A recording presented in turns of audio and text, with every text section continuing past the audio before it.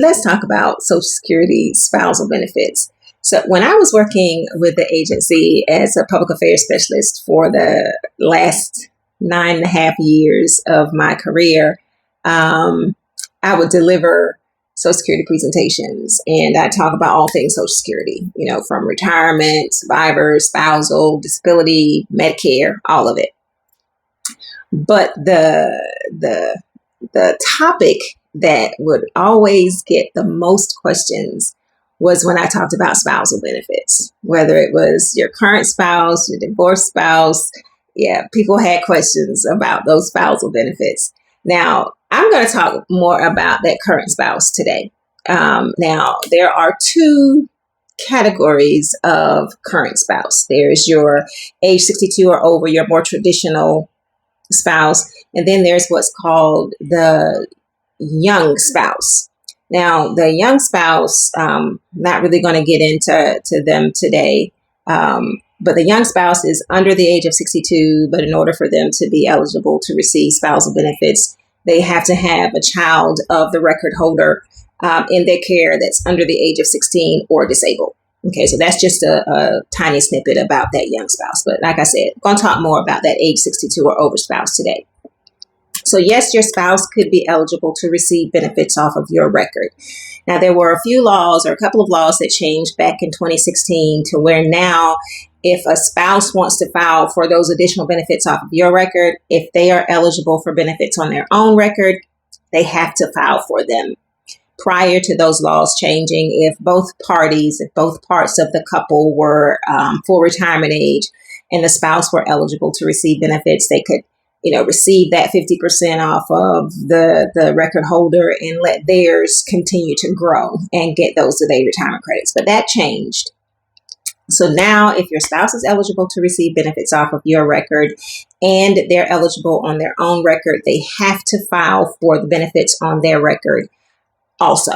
All right. Now, your current spouse is going to be eligible for 50% of your unreduced benefit reduced for their age. So just as your benefit is reduced if you file for your benefit prior to your full retirement age, if your spouse files for those spousal benefits on your record prior to their full retirement age, that benefit is also reduced. Okay, so again, that spouse is going to be entitled to 50% of your unreduced benefit reduced for their age. And just for some folks who may not know, your unreduced benefit is going to be that benefit that you could receive if you waited until your full retirement age. So if you check your My Social Security account and it tells you your full retirement benefit amount, that's the amount.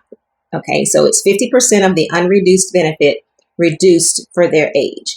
Now, of course, your current spouse has to be currently married to you. Okay, and because at the time of application, we're looking at if your spouse is entitled to on their own record and what they could be entitled to on yours. Your spouse is going to only be entitled to additional benefits off of your record if their own unreduced benefit is less than half of your unreduced benefit. Okay, so again, your spouse is eligible to receive additional benefits on your record only if their own unreduced benefit is less than half of your unreduced benefit. All right, so an example, if your unreduced benefit amount is $2,000 and your spouse's unreduced benefit on their own record is $1,000. If yours is $2,000 and theirs is $1,000, your spouse is not going to be eligible to receive any additional benefits off of your record because $1,000 is not less than half of the $2,000. It's equal to half of the $2,000. But if your unreduced benefit is $2,000 and your spouse has an unreduced benefit amount of $500, your spouse is going to be eligible to receive additional benefits off of your record. Your spouse is going to be entitled to the higher of the two benefits. That's $500 on their own record versus $1,000, 50% of your $2,000 on your record. The higher of those two is the $1,000. But $500 of that $1,000 is going to come from their own record, and the other $5 would come from your record as the spousal benefit. Now, if your spouse is not yet full retirement age, the amount on their own record as well as the amount from your record is going to be reduced. Okay. Now, something to note about the spousal benefit and any other benefit that someone is able to receive off of your record, it is not going to reduce your benefit.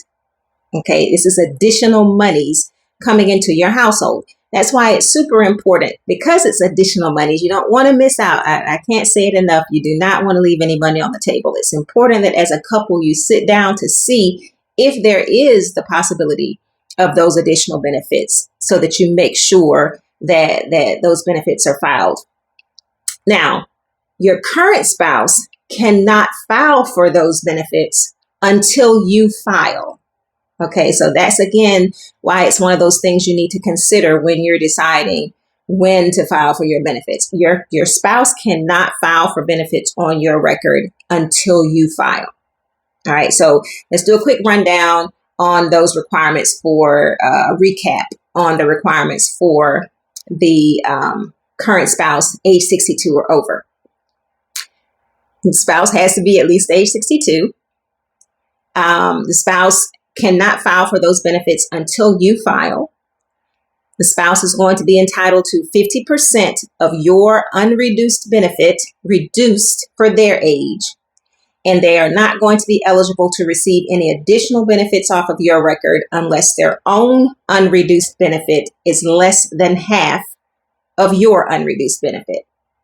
All right, you guys, let me know in the comments, and I'm going to probably keep asking this. When was the last time as a couple you guys sat down and just looked at your online statements? Let me know in the comments.